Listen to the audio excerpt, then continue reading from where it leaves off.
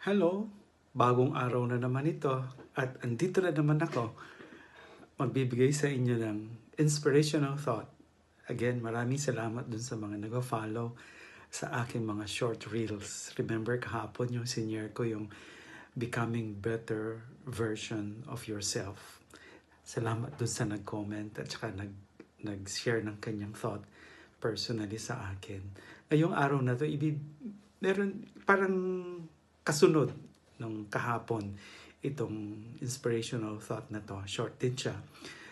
Ang title niya, di ba sabi ko sa inyo kahapon yung what you make of yourself, whether worse or better person, that will be your gift to God. Yun ang regalo natin sa Diyos. Siyempre, alam naman natin, hindi naman tayo perfect. Di ba? Marami tayong mga pinagdadaanan. So marami rin tayong mga pagkakamali. Pero, sabi ko nga, go ahead. Let's move ahead. Trying always. No? So, ang title ng inspirational thought ngayong araw na to is, God is not done with you yet.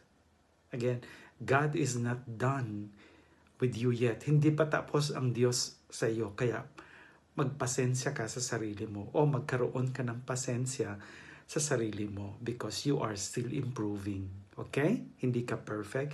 Hindi tayo perfect. We are moving forward and learning day after day. So, ito yung inspirational thought ko sa inyo. There are moments when life feels heavy, when the path ahead looks unclear, and when your strength feels like it's running out. But here, this with your whole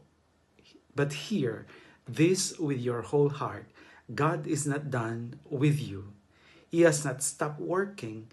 He has not stopped guiding. He has not stopped writing your story. You may only see the struggle, but He sees your breakthrough. You may feel stuck, but He sees the next chapter. You may feel small, but He calls you chosen, loved, and capable. Every closed door, every delay, every detour, God is using it to shape you, strengthen you, and prepare you. So lift your head, straighten your shoulders, walk today with confidence. The God who carried you through every storm is the same God who will lead you into your victory. He has never failed you, and He won't start now. Hindi ka bibiguin ng Diyos kasi mahal ka niya. Hindi niya pababayaan yung ginawa niya, yung creature niya. Ikaw yon. So special ka sa kanyang mata. Kaya look ahead, move ahead, okay? Huwag mong tingnan yung mga pagkakamali mo, yung mga nararanasan mo, yung mga nadadapa ka. Huwag mong tingnan yon.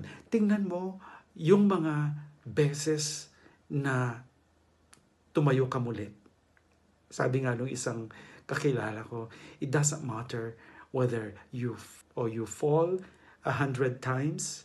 What matters is that in every fall, you know how to stand up again. Okay? So, be patient with yourself. Learn how to start again because God is not done with you yet. Hindi pa tapos ang Diyos sa'yo. Kaya magpasensya ka muna.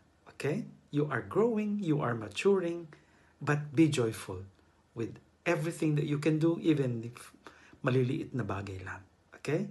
Pasensya ang dapat mong ilagay sa iyong puso dahil nagtatrabaho pa ang Diyos sa buhay mo. Okay? Hanggang dito lang. So kung na-inspire ka dito, paki-share mo sa iyong mga kaibigan. Baka maka-inspire ka rin ng isang tao na nawawalan ng loob. Okay? Sige. Till next time.